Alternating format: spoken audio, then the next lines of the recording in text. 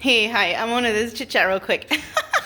You know what I realized? Like, ever since, like, I started doing the research and going back and forth, talking to law enforcement, talking to this person, talking to that, like, I haven't been really working out. It's only been, like, 2 days? Yeah. But you know what? I started that workout. I was thinking, because I was like, darn, today's going to be another one of those days, and I'm not going to... I mean, I might be able to fit in a little couple things extra, but I'm not really, because like I'm just finding out all this stuff, and it takes research, and I have to be focused on this in order to do what I need to do. So my workout routine is getting all screwed up. Darn. But then I realized, I was working out harder and trying to, lose weight and all that because I thought I was getting fat. So I don't have to do it anymore. I already lost the weight. But I am going to still continue the machine and some stretches, but at least that makes me feel better to not feel guilty, because I was doing all this exercise like double time because I thought I was getting too fat and diabetic, but it was the water now. So now I just realized, because I was thinking about it, I'm like, I don't have to do it like that anymore. I can go back to my normal routine, which was before just kind of chilling on the couch. And if I sit longer than 30 minutes, then I'll get up back on this because I don't want to be sitting too long. I'll just go back normal to that and then go back and watch the TV. Okay, walk the dogs, make their, normal daily routine. But now, since I have all this work to do all of a sudden, and all this information to find out in the study, the Refugio County history, and what is this? What is this book called? You can't find these books nowhere, probably. A pictorial history of Refugio County. They call it Refugio here because they don't want it to sound like a Latino word. Because that's not how it's spelled Refugio, like refugio. They don't want to pronounce it like the proper way. They want it to sound some kind of way here. Because when I moved here, I was calling it refugio because that's what I thought where I thought I lived. And then people were correcting me. I'm all, what? Why is it, where does that come from? That's not even proper English language, not even proper Spanish language. So I don't know, man.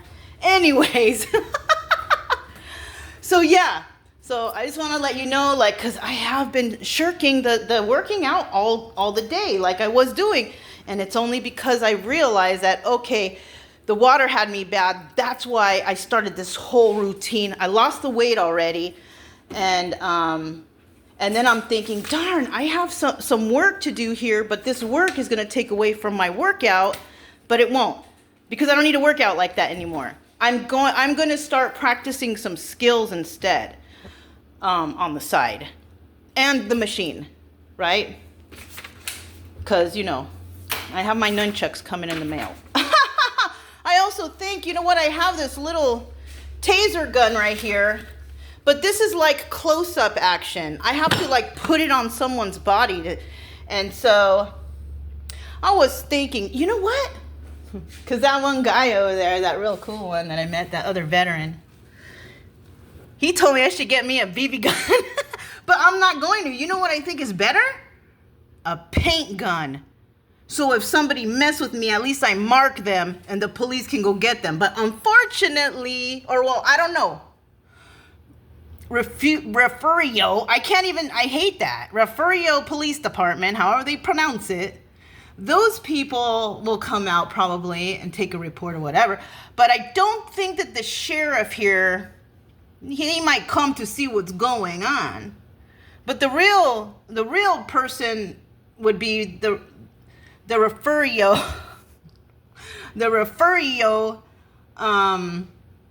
Police Department. Yeah. I actually went to them, you guys, yesterday. I went to them to file a police report about the feeling threatened in the town, about keep my mouth shut and all that stuff. And the lady there was shocked. So she actually told me to call the Texas Rangers. So that's what I'm going to do. I tried calling this morning, but it's closed, because they are different. what they do is I think they come out to the towns to see what the hell is going on here, right? And if people don't speak up, they just probably, be patrolling their area, doing whatever, right? But in all seriousness, I think they are the ones that oversee that law enforcement. I have to check. I don't know. I'm thinking, but don't quote me on this, but I'm thinking that the Texas Rangers are the ones that oversee to make sure that all law enforcement are doing the right thing, whether it's police or sheriff. I kind of think they're above, because that's why she told me to call them. So I'm figuring that's logical, but you know what? I'm not sure, so I will check.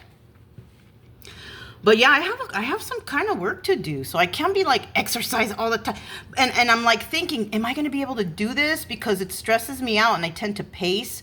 But I kind of think when I'm in study mode and then I'm writing and stuff, it takes my mind off the pacing, but it makes me study harder, because then I become too because then I come too into that. You know what I mean? Like whatever triggers me and whatever I'm doing, I'm going to do it, and I'm going to do it the best that I can.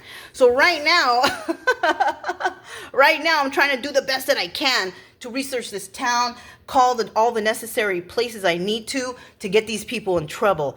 Also, I feel the need, and normally I don't like walking up to people. I don't like that. But these people need to know what's going on. And I'm going to make a post, another bulletin, because these people don't even know who's in control of their water. No, it's the Boss Hog and Roscoe P. Coltrane. They are responsible for the water. They're all blaming the mayor. And they're all blaming City Hall. But what they don't know is the boss of the mayor is Boss Hog. They don't know that. I found out that they had no idea. Some people here, they had no idea. And they're all, huh? And I'm all, yes, that person's responsible for your water. And they praise that person. They didn't know that person is the one that doesn't want to give them clean water. Yeah. I don't know who they are. I just know the people's names. I never met them. I never saw them. I just found out the information online by myself. I don't even know who those people are. But that's what I found out. So I'm feeling good. I kind of people are shocked out here. They're like, what? They didn't know. And if they didn't go and vote for their town people, the town people they're going to keep being the same person. And it's been going on for 10 years. So some of these people didn't even vote for him. Or, yeah, they just let the town, whoever, the upper echelon, whatever you want to call it, which they're not even, from where I come from, they don't even have that much money. All right? I know from where this guy just owns little places in this town, little businesses. This is a cheap-ass town, so he probably paid pennies for those buildings. You know, he might have $1 million, $2 million, who knows, whatever he has. He still don't have enough for Trump, though. He still don't have enough for Trump to care about him or this town.